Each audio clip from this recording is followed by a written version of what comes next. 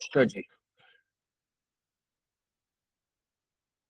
पहला क्वेश्चन है identify the difference between an export and import. तो इसको हम easily just for understanding, international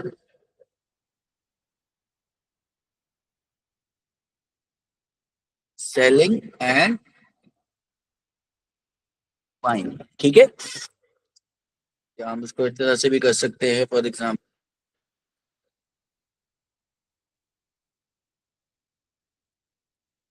export refers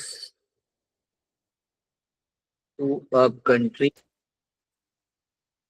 selling its goods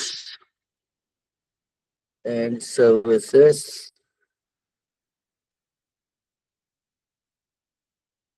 to other countries, while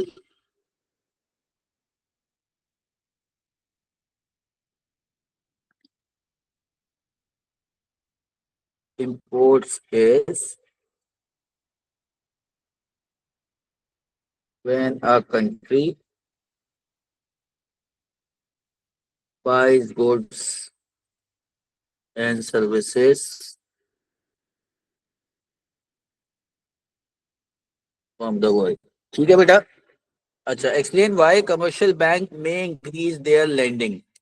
commercial bank lending कब increase करेगा? This is, ये थोड़ा सा ऐसा क्वेश्चन है जिसमें कुछ लोग शायद गलत करें। बताएं, कमर्शियल बैंक अपनी उसको कब इंक्रीज करेगा? प्रॉफिट इंक्रीज करने के लिए।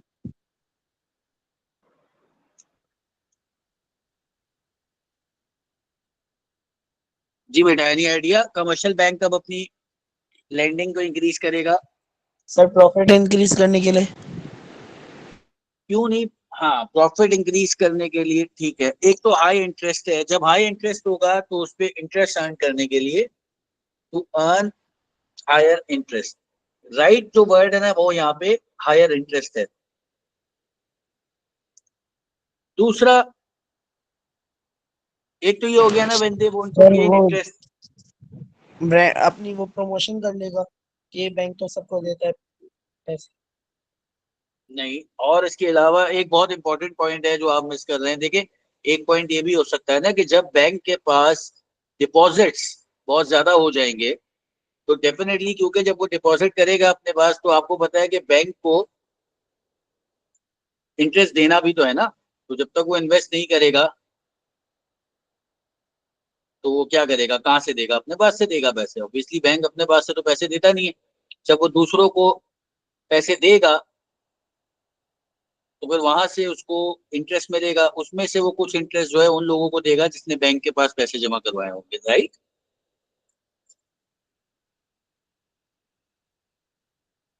तो आप ये कह सकते हो, व्हेन डिपॉजिट्स आर हायर। फिर ये भी हो सकता है कि जी, ओवरऑल जब आपके पास, जैसे कि देखो, इंक्रीज डिमांड फॉर क्रेडिट, और इंक्रीज डिमांड फॉर क्रेडिट कब होती है? जब इंटरेस्ट रेट फॉल होता है, राइट। फेवरेबल मैक्रो इन्वायरमेंट, यानी कि जब जीडीपी बेहतर है, बाकी सारे इंडिकेटर्स बेहतर हैं। गिव लोन्स तो है ना बेटा, लोन्स क्यों दे रहा है, सवाल ये है। ठीक है, चलो इसके बाद ये आ गया 5। उसके बाद वो कह रहे हैं analyse how an ageing sir population में मार्केट में अफेक्ट रेगुलेट कर कंट्रीज। जी बेटा, क्या बोल रहे हो? सर मार्केट में मनी रेगुलेट करने के लिए भी तो करते हैं ना, कैश रेगुलेट करने के लिए। नहीं, वो मार्केट में कैश रेगुलेट करना वो कमर्शियल बैंक का काम नहीं है बेटा, सेंट्रल बैंक का। सवाल देखो, कमर्शियल बैंक का है, सेंट्रल बैंक का नहीं है। अच्छा, 5C में वो कह रहे हैं एजिंग पॉपुलेशन कैसे इफेक्ट कर सकती है कंट्री के इकोनॉमिक ग्रोथ रेट को। एक तो एजिंग पॉपुलेशन से इफेक्ट आएगा किस पर, आपकी लेबर सप्लाई पे। अच्छा, लेबर फोर्स क्योंकि कम हो जाएगी, लोग बूढ़े हो जाएंगे, लेबर फोर्स कम हो जाएगी। इसके बाद नंबर ऑफ डिपेंडेंट्स इंक्रीज हो जाएंगे। ठीक है, नंबर ऑफ डिपेंडेंट्स क्या हो जाएंगे, इंक्रीज हो जाएंगे। तो बर्डन जो है, जो लोग कमा रहे हैं पैसे, उनके ऊपर बर्डन बढ़ जाएगा, गवर्नमेंट स्पेंडिंग बढ़ जाएगी, welfare allowances, old age allowances, pension, ये सब बढ़ जाएगा, रिटायरमेंट पेमेंट, पेंशन पेमेंट, सब कुछ आ गया। इसके बाद हेल्थ एक्सपेंडिचर्स भी बढ़ जाएंगे, right. Ageing population would invest more in the health, right. अच्छा जी, अब 5D पे वो क्या कह रहे हैं जी, 5D पे वो कह रहे हैं हमें, discuss whether supply side policy measure will reduce government budget deficit. Debatable question है। सप्लाई साइड की जब मैं बात करता हूं, तो ये सप्लाई साइड से क्या होगा कि सप्लाई इंक्रीज होगी, आपकी प्रोडक्शन बढ़ेगी,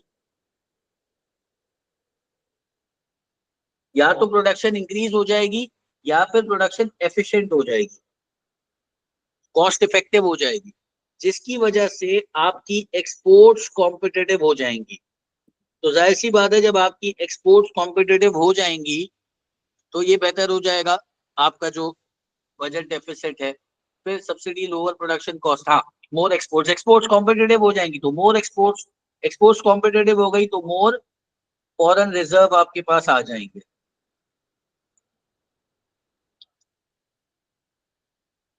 बेटा 6 मार्कर में तो 3 पॉइंट इनफ होते हैं, लेकिन 8 मार्कर में तो आपको ज्यादा देना पड़ेगा ना। सर पॉइंट अच्छा, मतलब इसका हमने पॉइंट बताया, उसकी एक्सप्लेनेशन की बात है, उसको एनालाइज, उसको फर्दर एक्सप्लेन करते उसकी बात कर रहा हूँ सर।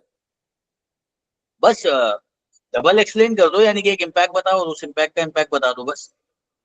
अच्छा, सप्लाई साइड से कैसे गवर्नमेंट बजट डेफिसिट नहीं बढ़ेगा? ऑब्वियस सी बात है कि सप्लाई साइड की वजह से जो आपके पब्लिक एक्सपेंडिचर्स हैं वो भी इंक्रीज हो जाएंगे। अच्छा, हम ये भी लिख सकते हैं कि सप्लाई साइड से जब गवर्नमेंट प्रोड्यूसर को सपोर्ट करेगी तो उससे गवर्नमेंट को टैक्स रेवेन्यू भी मिलेगा, बोथ टैक्सेस, इनडायरेक्ट भी मिलेगा और डायरेक्ट भी मिलेगा, क्योंकि जो एम्प्लॉयर है वो फिर लोगों को हायर करेगा, फिर वो लोग इनकम टैक्स देंगे, या वो कोई चीज खरीदेंगे तो उसपे इनडायरेक्ट टैक्सेस देंगे, तो टैक्स का रेवेन्यू भी मिलेगा गवर्नमेंट को। एक ही आपके पास पॉइंट आ सकता है। ठीक है, फिर एक्सपोर्ट बेहतर होंगी, उससे बीओपी पॉजिटिव होगा, बिजनेस एक्टिविटी बढ़ेगी, टैक्स रेवेन्यू आ जाएगा। और ऑपोजिट में हम ये लिख सकते हैं कि भाई सप्लाई साइड पॉलिसीज के लिए भी तो गवर्नमेंट को पैसा देना पड़ेगा ना, वो पैसा कहाँ से आएगा? अच्छा जी, question 4, identify 2 cost of unemployment. Unemployment की 2 कॉस्ट, एक तो वेलफेयर बेनिफिट्स गवर्नमेंट की तरफ से इंक्रीज हो जाएंगे, सेकंड क्राइम रेट इंक्रीज हो सकता है, लोअर पॉवर्टी हो सकती है, लोअर लिविंग स्टैंडर्ड हो सकता है, right. Explain how the key resource allocation decision are made in the mix economic system. अब की रिसोर्स एलोकेशन डिसीजंस, ये याद है ये क्या थे? ये बेसिक चीजें लेकिन भूल जाते हैं बहुत सारे जी। What to produce, how to produce, what, how and for whom। और मिक्स इकोनॉमी है तो क्या होगा, कुछ चीजें प्राइवेट सेक्टर देगा कुछ आंसर्स, और कुछ आंसर्स पब्लिक सेक्टर देगा। ठीक है ना, तो दोनों मिलके देंगे। Analyse the causes of N increase in demand for foreign currency. ये क्या है भाई, फॉरेन करेंसी की डिमांड कैसे बढ़ेगी? जब इम्पोर्ट्स बढ़ेंगी। जब आपकी इंपोर्ट्स बढ़ेंगी, ज्यादा इंपोर्ट के लिए आपको ज्यादा फॉरेन एक्सचेंज चाहिए, और बेटा करेंसी डिप्रिशिएटिंग तो उसका रीजन है, इंक्रीज इंटरेस्ट रेट में तो फॉरेन एक्सचेंज की, फॉरेन करेंसी डिक्लाइन होगी बेटा। सर ये प्राइवेट सेक्टर ज्यादा प्रोड्यूस करेगा ताकि एक्सपोर्ट्स बढ़ कर सके। वो कह रहे हैं causes of N increase in demand for foreign currency. Dollar की डिमांड कब बढ़ेगी? डॉलर की डिमांड बढ़ेगी। इंक्रीज इन टूरिज्म में तो डॉलर हमारे पास आएगा, उसकी डिमांड गिर जाएगी, सप्लाई बढ़ेगी। डॉलर की डिमांड कब बढ़ेगी? एक तो मुझे ज्यादा इंपोर्ट करना है। डिक्रीज इन इंटरेस्ट रेट जब होगा ना, तब हमारे पास जो है वो डॉलर की डिमांड बढ़ेगी। क्योंकि इंटरेस्ट रेट जब डिक्रीज होगा तो आपकी लोकल करेंसी की सप्लाई बढ़ जाएगी। लोकल करेंसी की सप्लाई बढ़ी मतलब फॉरेन करेंसी की डिमांड इंक्रीज हो गई। और एक और बात भी हो सकती है, increase in interest rate abroad. मैं पाकिस्तान में बैठा हुआ हूं, मुझे पता चलता है कि पाकिस्तान से ज्यादा interest rate let's suppose Bahrain में मिल रहा है, तो मैं बहरीन में अपना पैसा उठा के इंटरनेशनल करेंसी में कन्वर्ट करके बहरीन के बैंक में डिपॉजिट कर दूंगा, ताकि वहां से ज्यादा इंटरेस्ट कमा सकूं। ठीक है, उसके लिए मेरी करेंसी की सप्लाई बढ़ जाएगी और दूसरी करेंसी की डिमांड बढ़ जाएगी। फिर जब मुझे रॉ मटेरियल मंगवाना है बाहर से। सर जी सर तो ये डिक्रीज इन इंटरेस्ट रेट जो आपने लिखा है वो और increase in interest abroad same नहीं हुआ? नहीं बेटा, डिक्रीज इन इंटरेस्ट रेट मैंने अपने इंटरेस्ट रेट की बात की है। इंक्रीज इन अब्रॉड मैंने बहरीन के इंटरेस्ट रेट की बात की है। सेम कैसे हो सकता है? तो डिक्रीज इन इंटरेस्ट रेट से कैसे होगा? डिक्रीज इन इंटरेस्ट रेट से क्या होगा? मेरी करेंसी की सप्लाई बढ़ जाएगी। जब मेरी करेंसी की सप्लाई बढ़ेगी, मेरी करेंसी की वैल्यू नीचे चली जाएगी, तो ऑटोमेटिकली फॉरेन करेंसी की वैल्यू ऊपर चली जाएगी, उसकी डिमांड इंक्रीज हो जाएगी, राइट। एक और रीजन यहाँ पर आ सकता है, दैट इज स्पेकुलेशन। स्पेकुलेशन क्या होती है कि लोग ये सोचेंगे कि आगे डॉलर मजीद महंगा होगा, इसलिए वो लेके डॉलर जमा करना शुरू कर देंगे, राइट। एक ये रीजन भी हो सकता है। अच्छा, डिस्कस वेदर और not inflation will harm country firms. अब इन्फ्लेशन से कंट्री की जो फर्म्स हैं उनको नुकसान होगा या नहीं होगा, ये सवाल है। इसके देखो होगा, लोगों पॉजिटिव की पॉइंट्स तो स्पेंडिंग कम हो जाएगी। इसके पॉजिटिव पॉइंट्स तो सब लिख सकते हैं, बहुत इजी है। लेकिन इसके नेगेटिव पॉइंट्स की क्या बात? मुझे बताओ, ऐसा कौन सा रीजन है जिसकी वजह से इन्फ्लेशन की वजह से कंट्री की फर्म्स को नुकसान नहीं होगा? हायर कॉस्ट बढ़ जाएगी, प्रॉफिट्स कम हो जाएंगे, ये सब चीज है, शू लेदर कॉस्ट, मेन्यू कॉस्ट, सब ठीक है, ये सब आप लोगों को पता है। काउंटर बताओ कि ऐसा कौन सा रीजन है जब कंट्री में इन्फ्लेशन आ रही है लेकिन एक कंट्री की फर्म को नुकसान नहीं हो रहा? सर सर इन्फ्लेशन उसकी वो रिप्रेजेंट करता है कि सैलरीज हाई बढ़ जाएंगी, डिमांड है। वेजेस। रीजन क्या होगा उसका? रीजन बताओ, डिमांड पुल नहीं, रीजन बताओ। सर जब हाई डिमांड होगी तो वो लोग ज्यादा खरीदेंगे, इससे इन्फ्लेशन हो रही होगी मे बी। नहीं तो उससे इन्फ्लेशन होगी तो कॉम्पिटिटर आ जाएंगे, तो उससे उसकी लेबर कॉस्ट इंक्रीज हो जाएगी। फर्म को इफेक्ट तो बिल्कुल होगा, किसने का इफेक्ट नहीं होगा। स्टेडी इन्फ्लेशन होगी। अब देखो, ये एक पॉइंट है कि स्टेडी इन्फ्लेशन है तो फर्म्स कैन इंक्रीज प्रॉफिट्स। कई मतलब ऐसा भी होगा कि इन्फ्लेशन हो रही है, फर्म की कॉस्ट नहीं बढ़ रही, फिर भी वो जनरल इन्फ्लेशन और स्टेडी इन्फ्लेशन की बेस पे प्राइसेस बढ़ा देगा। एक ये मसला। एक और चीज हो सकता है, एक रीजन और आएगा यहाँ पर। एक एक वर्ड, वन वर्ड आंसर है यहाँ पर, बहुत सिंपल वर्ड है, पूरा टॉपिक है उस वर्ड से आपके पास। उस वर्ड से बेसिकली पूरा टॉपिक है। मोनोपोली होगी तो फिर वो अफेक्ट नहीं होगी। नहीं नहीं नहीं नहीं, मोनोपोली नहीं। मोनोपोली के अलावा मोनोपोली में भी इफेक्ट होगा ना उसका, भाई कॉस्ट तो बढ़ेगी ना उसकी। Sir demand side policy. नहीं नहीं नहीं नहीं नहीं। चलो यार, हिंट, हाँ ये आ गया आंसर हिंट देने से पहले। भाई अगर आप फर्म एक ऐसा प्रोडक्ट बना रही है जो कि हाईली इन इलास्टिक है, तो उसको कोई फर्क नहीं पड़ेगा इन्फ्लेशन से, क्योंकि उसको पता है कि उसका प्रोडक्ट इन इलास्टिक है, customer will still by the product. ठीक है, प्रोडक्ट अगर इन इलास्टिक है तो महंगा होने के बाद भी लोग खरीदेंगे। सर कोई एग्जांपल दीजिए। एग्जाम्पल, दूध हो गया, रोटी हो गई, पेट्रोल हो गया, ओके सर। है ना। सबसे इंपॉर्टेंट तो पेट्रोल है।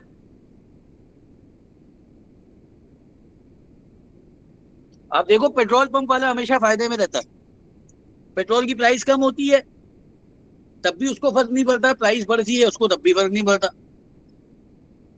थोड़ा सा उनको हल्का सा फर्क पड़ता है, वो स्ट्राइक कर देते हैं, क्योंकि इनलास्टिक गुड है, जैसे ही वो स्ट्राइक करते हैं गवर्नमेंट एक्शन ले लेती है। गवर्नमेंट को पता है ऐसा गुड है, इसके बगैर तो और सारा काम रुक जाएगा, आगे कुछ चल ही नहीं सकता, कुछ कर ही नहीं सकते, तो ऑटोमेटिकली उनकी प्राइसेस जो है वो जो उनकी डिमांड्स होती है गवर्नमेंट पूरी करती है, राइट। उसका रीजन यही है ना कि उनका प्रोडक्ट जो है वो हाईली इनलास्टिक है।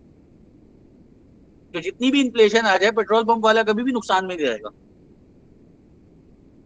अच्छा जी, defined factor of production, resources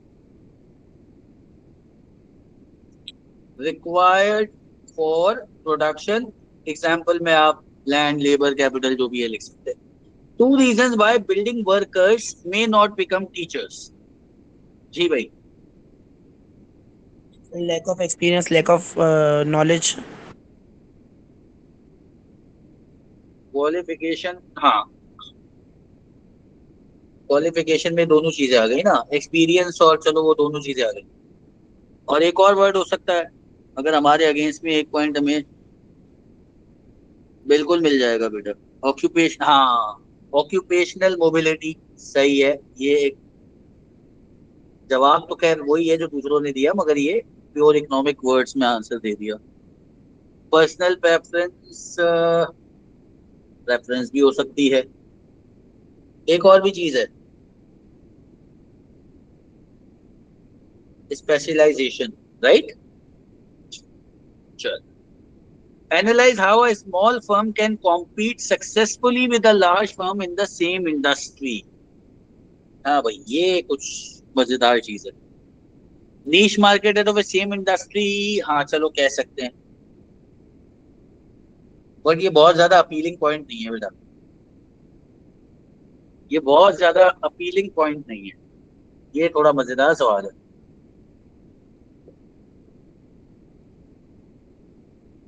ये तो हो गया ना, आपने कह दिया, हमने मान लिया एक पॉइंट है, तो वही घुमा के आप वही पॉइंट की बात कर रहे हैं ना।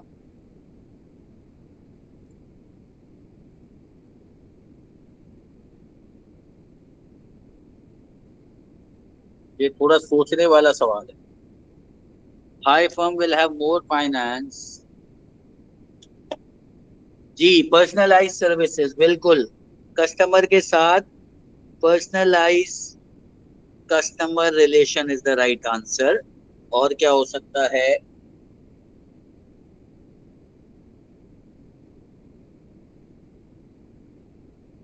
नहीं बेटा, बेटर एडवर्टाइजिंग तो लार्ज फर्म स्मॉल करेगी ना। फर्म्स में इकोनॉमिक्स ऑफ स्केल अचीव हो सकते हैं, हम बोल सकते हैं क्या? नहीं ना, वो तो उसकी स्ट्रेंथ है ना, लार्ज फर्म की स्ट्रेंथ है ना, नहीं वो तो तो इनोवेशन आ सकती है, बिल्कुल, इनोवेशन आ सकती है, यूनिकनेस आ सकती है, ठीक है, इनोवेशन आ सकती है। नहीं, एक्सटर्नल इकोनॉमीज ऑफ स्केल से बेटा, हाँ सही है, ये एक्सटर्नल इकोनॉमीज लिख सकते हो आप। अब देखो एक्सटर्नल इकोनॉमी कैसे लिख सकते हो, बड़ा बिजनेस जो है वो कोई अपने लिए स्टेप लेगा, छोटा बिजनेस से फायदा उठा लेगा। फिर दूसरा, क्विक रिस्पॉन्स टू डिमांड, क्योंकि उसके पास इन्वेंट्री कम होगी तो वो इजीली इन्वेंट्री को चेंज कर लेगा as per the customer demands. अच्छा जी, डिस्कस वेदर और not an increase in the money supply will benefit an economy.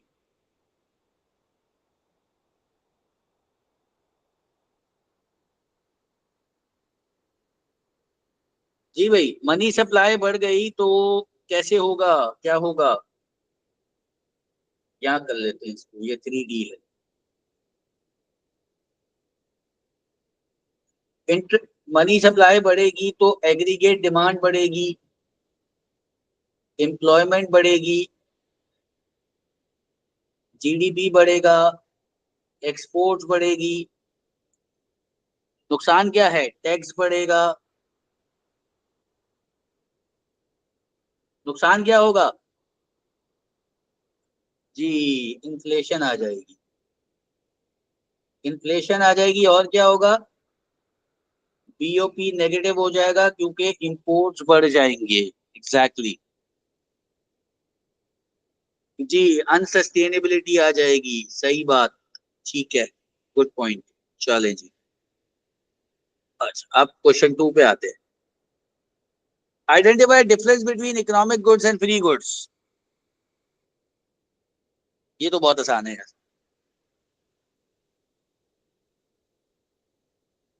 Economic goods वो होते हैं जिनकी monetary value and opportunity cost होती है, और फ्री गुड्स वो होते हैं जिनकी कोई अपॉर्चुनिटी कॉस्ट नहीं होती और कोई मॉनेटरी वैल्यू नहीं होती। Explain how opportunity cost will influence a government decision on whether to spend tax revenue on a large infrastructure project. जी भाई, क्या करें?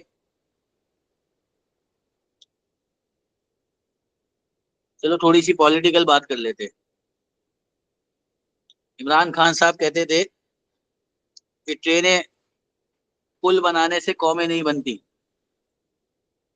तो बताओ क्यों कहते थे वो ये?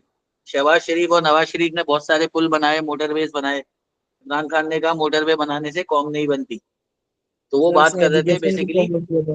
अपॉर्चुनिटी कॉस्ट की। क्या अपॉर्चुनिटी कॉस्ट है? Health, hospital, schools. एजुकेशन और डेवलपमेंट, रिसर्च, ठीक है। और जो बेसिक नेसेसिटीज हैं जैसे कि वाटर वगैरह के, जो पानी के हमारे, आपको पता है बहुत बड़ा इशू है पूरे पाकिस्तान में, ठीक है, तो वो चीज इसमें आ गई, ठीक है। फूड आ मैं गया, क्या बोल रही थी? न्यूट्रिशन आ गई, बहुत सारे। पाकिस्तान में एक बहुत बड़ा प्रोपोर्शन जो है वो इन्फेंट्स का पैदा होते ही, यानी कि जो बच्चे 1 साल की उम्र तक पहुंचते पहुंचते से पहले ही मर जाते हैं, उनका एक बहुत बड़ा प्रोपोर्शन है आपकी पॉपुलेशन में। इन्फेंट मोर्टेलिटी जो है ना, तो infant mortality is an issue ना बेटा। Analyse the influences on whether the supply of the product is inelastic और इलास्टिक। ये तो बहुत ही आसान सवाल है। 5 चीजें हैं: नेसेसिटी, एडिक्टिवनेस, सब्स्टिट्यूट्स और proportion of income.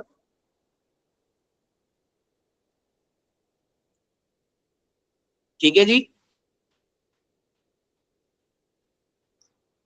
Discuss whether और नॉट, बल्कि नहीं बेटा सॉरी, मैंने डिमांड के लिख दिए। 1 मिनट, ये सारे मैंने डिमांड के लिख दिए।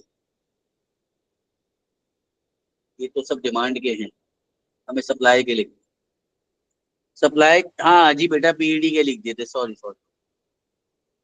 टाइम हो सकता है, कैपेसिटी हो सकता है, अवेलेबिलिटी ऑफ एफओपीस हो सकता है, पेरिशेबिलिटी ऑफ द प्रोडक्ट हो सकता है,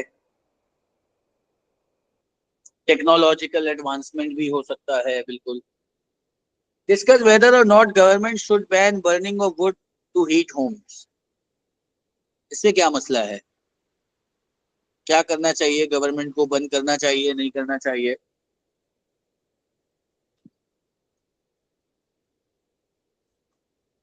reduces air pollution, yes. Pollution, deforestation, ठीक है, तो सही है।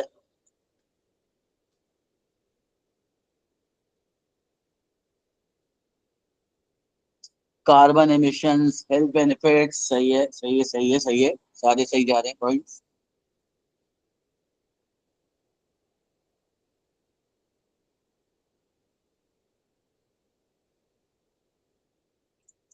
लेस बर्डन, सही है, ठीक है ठीक है ठीक है। फायरवुड में भी इंपोर्टेड, हाँ ये भी हो सकता है भाई। तो हम लिखते हैं यहाँ पे जी, पॉल्यूशन, डिफॉरेस्टेशन, इंपोर्ट्स, और क्या हो सकता है? कार्बन, कार्बन एमिशन पॉल्यूशन में आ गया ना। अच्छा, फिर ये कह सकते हैं लॉस्ट ऑफ स्पीशीज, बहुत सारे जानवरों के हैबिटेट्स कम हो जाएंगे।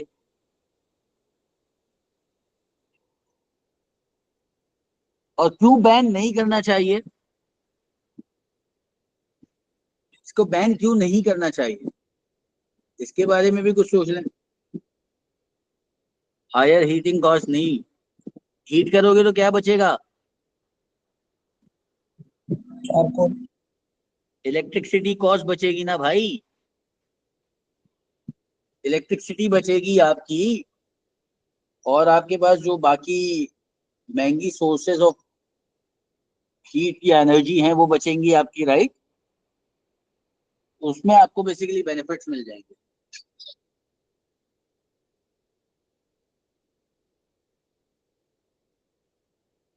पावर बेहतर हो जाएगा, yes you can say that, ये भी कह सकते हो आप, ठीक है।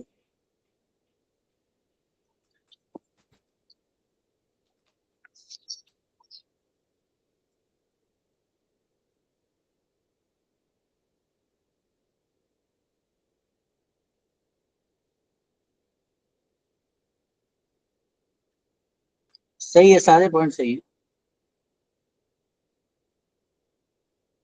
हाँ, ये भी हो सकता है कि हर किसी के पास इलेक्ट्रिसिटी का एक्सेस नहीं है, तो वो लोग क्या करेंगे।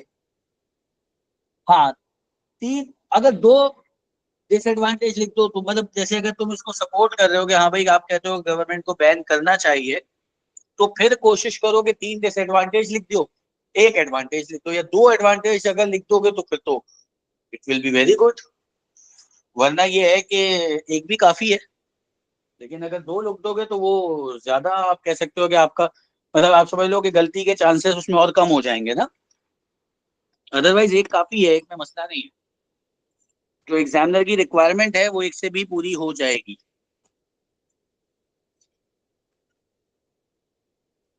ठीक है जी।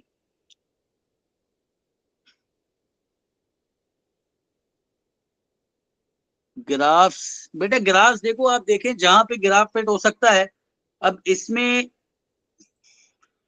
कोई, मेरे ख्याल है कोई ऐसा सवाल नहीं था जहां पे मैं ग्राफ को फिट कर सकता, इसलिए मैंने ग्राफ का जिक्र नहीं किया ना। अदरवाइज अगर मुझे जहां दिखेगा कि यार यहाँ पे मैं ग्राफ फिट कर सकता हूँ, वहां मैं फिट कर देता, लेकिन यहाँ पे कोई मुझे ऐसा क्वेश्चन मिला नहीं जिसमें मैं ग्राफ फिट कर सकूं।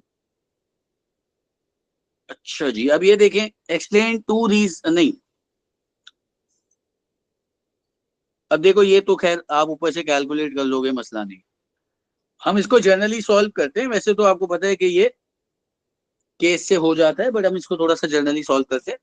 To reason why Romania population fail. अच्छा, अब मुझे आप, हम 2 मिनट के लिए अभी केस को कंसिडर नहीं कर रहे हैं, हम ये सोच रहे हैं कि पॉपुलेशन फेल होने के क्या रीजन हो सकते हैं जनरली। Lower living standards. हाँ, एक तो लिविंग स्टैंडर्ड्स हो गया, इन्फेंट एजुकेशन मोर्टालिटी अब देखो, rate high.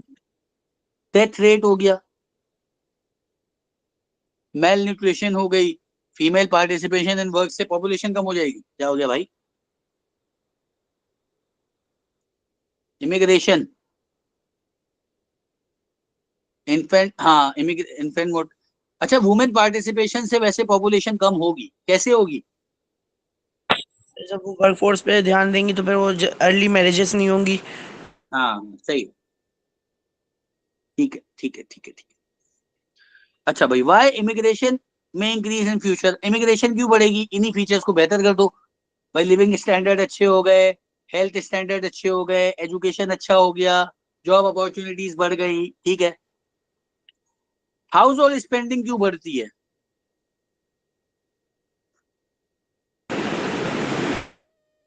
House hold high spending क्यों बढ़ेगी, भाई इंक्रीज इन लोगों की इनकम बढ़ इन्फ्लेशन। गई, वेज रेट बढ़ गया, जॉब अपॉर्चुनिटीज बढ़ गई, एम्प्लॉयमेंट बढ़ गई, एग्रीगेट डिमांड बढ़ गई, टैक्सेस कम हो गए,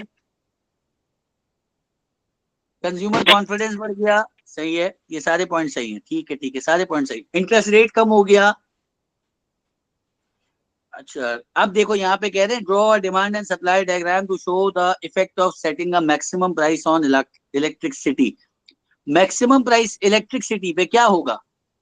डिमांड चलो कम यहाँ हो पे जाएगी। छोटा सा ड्रॉ करते हैं, यहाँ पे मैक्सिमम प्राइस से डिमांड कम हो जाएगी या बढ़ जाएगी। बढ़ जाएगी। भाई देखे ना, ये आपके पास है अगर फॉर एग्जांपल, तो मैक्सिमम प्राइस तो यहाँ, ये आपके पास इक्विलिब्रियम है, तो मैक्सिमम प्राइस तो बेटा यहाँ पर आएगी ना, ये देखें, ये आपके पास मैक्सिमम प्राइस आएगी, राइट। इस तरह से आएगा ये। तो अगर मैं इसको ओल्ड उस पे लेके जाऊंगा, तो ये देखो, ये तो आपके पास क्या हुआ, क्वांटिटी क्या हो गई, बढ़ गई, क्योंकि प्राइस डिक्रीज हो रही है। और देखो सब डिमांड के बढ़ने की वजह से सप्लाई में क्या आ जाएगा, सप्लाई में शिफ्ट आ जाएगा, राइट। क्योंकि डिमांड बढ़ जाएगी तो प्रोड्यूसर अपनी सप्लाई बढ़ा देगा।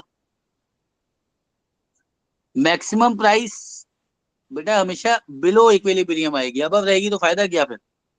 अब हमेशा मिनिमम रहती है, मैक्सिमम हमेशा बिलो रहेगी। देखो बेटा एक चीज समझो, एक प्रोडक्ट है जो 100 रुपए का मिलता है, ये इक्विलिब्रियम प्राइस है, ठीक है, यानी कि कस्टमर भी और प्रोड्यूसर भी दोनों खुश हैं इस पर। गवर्नमेंट ने कहा आप इसको 80 रुपीज से ज्यादा का नहीं बेच सकते, तो किसका फायदा हो रहा है, कस्टमर का फायदा हो रहा है ना। कस्टमर पहले 100 रुपए में खरीद रहा था, लेकिन अब गवर्नमेंट प्रोड्यूसर को कह रही है कि तुम 80 रुपए से ज्यादा का नहीं बेच सकते, तो किसको फायदा हुआ, कस्टमर को फायदा हुआ, कंज्यूमर को फायदा हुआ। और 80 rupees is below 100, minimum price होती है। तो वो अब गवर्नमेंट चाहती है कि आप ये प्रोडक्ट ना खरीदो, गवर्नमेंट प्रोड्यूसर को बोलेगी तुम 120 रुपए से कम का नहीं बेच सकते, तो बहुत सारे लोग यहाँ से निकल जाएंगे। वो तो आफ्टर इफेक्ट्स बता रहे हो ना, आपके प्रोड्यूसर सप्लाई नहीं करेगा, या प्रोड्यूसर ब्लैक मार्केट में बेचेगा, या इलीगली बेचेगा, इनफॉर्मली बेचेगा, वो तो आफ्टर इफेक्ट्स बता रहे हो। अभी हम आफ्टर इफेक्ट्स की बात नहीं कर रहे, ठीक है। एनालाइज द रिलेशनशिप, ये तो खैर ऊपर से होता है, आपको पता है एफ वाला हमेशा रिलेशनशिप का सवाल आता है। अच्छा अब देखें, डिस्कस वेदर और not foreign MNC reduce poverty in their host countries. क्या फॉरेन एमएनसीज, बेटा डिमांड तो इंक्रीज ही तो हो रही है, देखो ना क्वांटिटी बढ़ रही है ना बेटा, क्वांटिटी कम कहाँ हो रही है, देखो क्वांटिटी तो बढ़ रही है। अच्छा जी, क्या कह रहे हो, मोर एम्प्लॉयमेंट होस्ट कंट्री में, हाँ एम्प्लॉयमेंट देगा, सही है, जॉब अपॉर्चुनिटीज देगा, टैक्स देगी एमएनसी, तो गवर्नमेंट के पास पैसे आएंगे, गवर्नमेंट वेलफेयर बेनिफिट्स में देगी। फिर एमएनसी जो है वो सीएसआर एक्टिविटीज भी कर सकती है, कॉर्पोरेट सोशल रिस्पॉन्सिबिलिटी, सर उससे भी फायदा प्रोडक्टिविटी बढ़ा होगा। देगी। क्या बढ़ा देगी, प्रोडक्टिविटी आउटपुट इंक्रीज करेगी ना, न्यू टेक्नोलॉजी लेके आएगी। तो उससे पॉवर्टी कैसे रिड्यूस होगी भाई, सवाल तो पॉवर्टी का है ना, उससे तो कंज्यूमर को फायदा है, पॉवर्टी कैसे इंक्रीज होगी, डिक्रीज कर रहे हैं ना, वो कह रहे हैं पॉवर्टी रिड्यूस कर दी।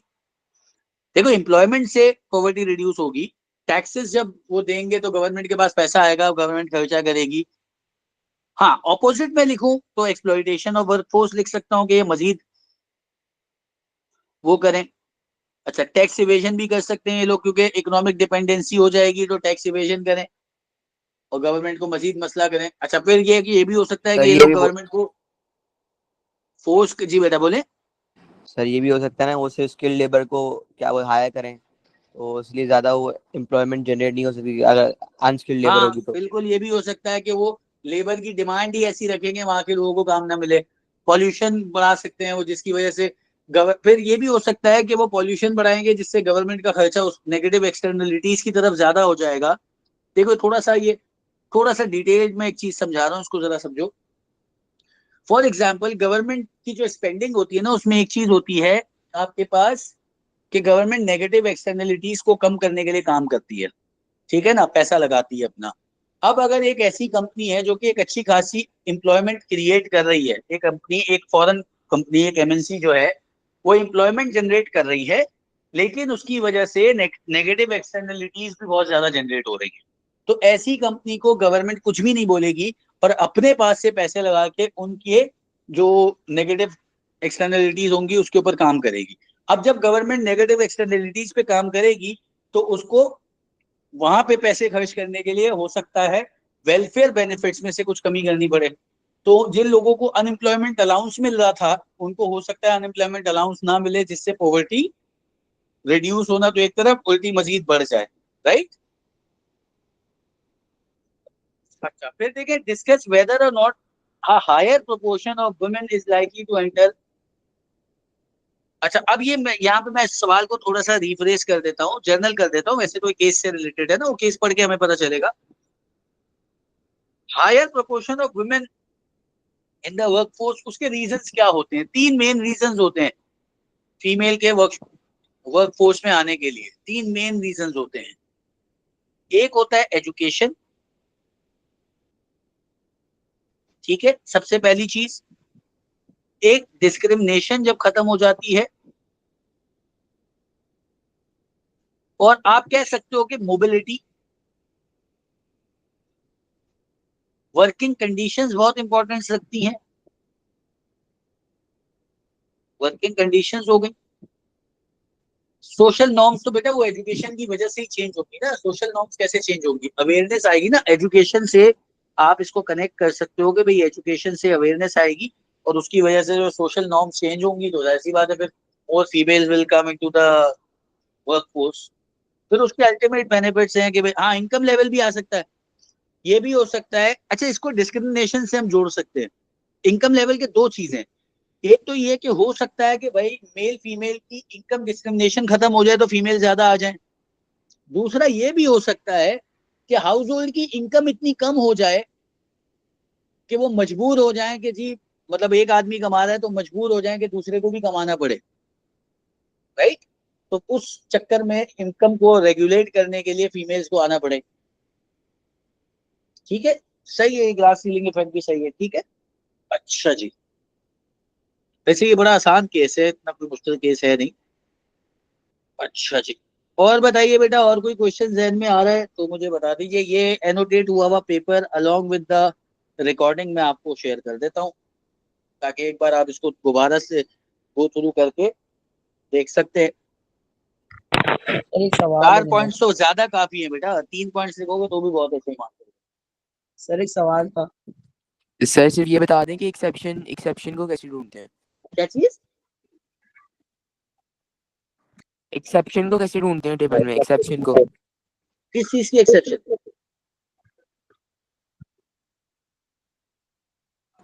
सर जी बेटा बोलो, शमून तो कुछ बोल लो। सर ये सर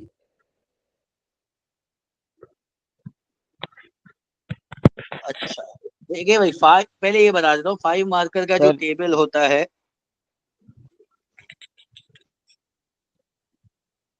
सर वैसे बेटा सर एक सवाल पूछूं? टाइप कर दो, ज्यादा बेहतर है। बिलाल, तुम्हारा क्वेश्चन मैं समझा नहीं यार, तुम क्या क्या मतलब है 10 to 15? E part, E part कौन सा वाला? बेटा ई पार्ट में तो सिंपल है ना, मैक्सिमम प्राइसेस होंगी तो जाहिर सी बात है ओवरऑल प्राइस कम हो जाएगी, तो उसकी वजह से डिमांड इंक्रीज हो जाएगी, डिमांड इंक्रीज होने की वजह से सप्लाई बढ़ जाएगी। अच्छा देखो, एफ पार्ट जो है ना, वो हमेशा इस 10 से 15 8 मार्कर क्वेश्चन, मतलब ये पूछ रहे हो कि अगर 10 15 8 मार्कर क्वेश्चन कर लूं तो इनफ है, ऐसा पूछ रहे हो? बहुत है भाई, 10 10 8 मार्कर क्वेश्चन तो फिर मतलब जीत हो गई ना, इससे ज्यादा तो बेहतरीन हो जाएगा वो तो। अब देखो, ये आपके पास जो एफ क्वेश्चन होगा ना, एफ पार्ट हमेशा इस ग्राफ, इस टेबल से बनता है।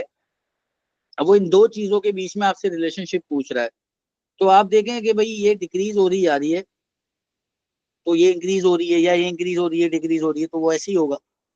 अच्छा, ये क्या क्वेश्चन आपने पूछा है जी? सर इसको अगर असेंडिंग ऑर्डर में लिख दें, मतलब कि 6 11 13 42 33 लिख कर अगर कर लें तो भी इस तरह हमारा फाइंड हो सकता है एक्सेप्शन? बेटा मैं समझा नहीं, आप एक्सेप्शन किस चीज को कह रहे हो? मैं अभी तक आपका क्वेश्चन ही नहीं समझ पाया। What do you mean by exception? Sir हमें कैसे पेपर में डिसाइड होगा कि हम कौन सा पहले करें? क्वेश्चन सारे पढ़ने पड़ेंगे हमें पहले? नहीं भाई, पहले देखो, मैं हमेशा ये सजेस्ट करता हूँ कि पहले सेक्शन बी करो, और सेक्शन बी में देखते जाओ, जो जो क्वेश्चन तुम्हें आता है वो करते चले जाओ।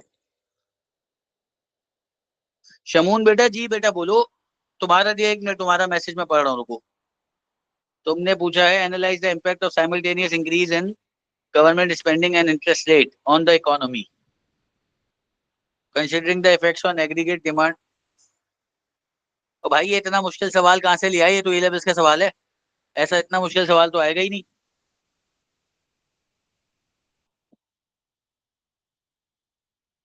ये इतना लंबा सवाल कहाँ से उठा लिया शमून तुमने? अच्छा, इसको आप एक्सेप्शन बोल लो बेटा, इसको एक्सेप्शन नहीं बोलते, इसको आउटलाइनर बोलते हैं।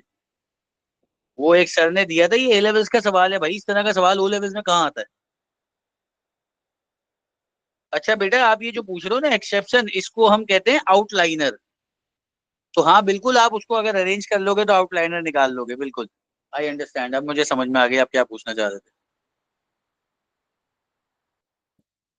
प्राइस इलास्टिसिटी का जो ग्राफ होता है उसके बॉक्स बनते हैं, किस पे ज्यादा इफेक्ट पड़ता है। ये कौन सा ग्राफ है भाई? बेटा इलास्टिसिटी के ग्राफ तुम देखो अली, मैंने अभी जो है ना ग्रुप पे एक वो वीडियो शेयर की है इलास्टिसिटी की, उसको देख लो, उसमें ग्राफ समझाया हुआ है, बहुत सिंपली समझाया हुआ है, बहुत आसानी से समझ आ जाएगा। 8 मार्कर, अच्छा हाँ वो मैं कर देता हूँ, कर देता हूँ। देखो एक बात याद रखो, इलास्टिसिटी पे टाइम का इफेक्ट बहुत ज्यादा होता है, जैसे जैसे टाइम गुजरता जाता है ना, प्रोडक्ट की इलास्टिसिटी में चेंज आता जाता है। एक प्रोडक्ट बहुत महंगा है तो अभी वो इलास्टिक है, आहिस्ता आहिस्ता वो सस्ता होता चला जाएगा तो इलास्टिक हो जाएगा। शुरू शुरू में मुझे उसकी आदत नहीं है, वो इलास्टिक है, बाद में आदत हो जाएगी, वो इलास्टिक हो जाएगा। बेटा पीईडी पीईएस के कर्व्स देख लें, और मैंने अभी एक वीडियो आप लोगों को शेयर की थी, उसको देख लें, उसमें बहुत सिंपली समझाया हुआ है पीईडी और पीईएस को ना, तो उसको एक बार अगर देख लेंगे तो बहुत आपके लिए आसानी हो जाएगी। ठीक है भाई, चले। डायरेक्ट एंड इनडायरेक्ट वाले टैक्सेस, बेटा डायरेक्ट टैक्सेस और इनडायरेक्ट टैक्सेस का इफेक्ट होता है, डायरेक्ट टैक्स का अपना कोई ग्राफ नहीं होता। डायरेक्ट टैक्स और इनडायरेक्ट टैक्स के इफेक्ट्स होते हैं on the demand and supply, ठीक है। Potential effects of subsidy on welfare of consumer producers and government. हाँ यार शमून, ये तुम कहाँ से बेटा क्वेश्चन ला रहे हो? कंज्यूमर के ऊपर भी इफेक्ट पूछ रहे हो, प्रोड्यूसर के ऊपर भी इफेक्ट पूछ रहे हो, गवर्नमेंट के ऊपर भी इफेक्ट पूछ रहे हो। ये तुम कहाँ कहाँ से क्वेश्चन निकाल के आ रहे हो भाई? एक पे होता है, किसी एक पे आएगा, इस तरह से तो सवाल नहीं आता। ये तो एएस लेवल के क्वेश्चन पूछ रहे हैं आप। वैसे कंज्यूमर पे ये होगा कि जाहिर सी बात है, कंज्यूमर को पैसे मिलेंगे, प्रोड्यूसर को भी पैसे मिलेंगे, गवर्नमेंट की अपॉर्चुनिटी कॉस्ट क्रिएट हो जाएगी।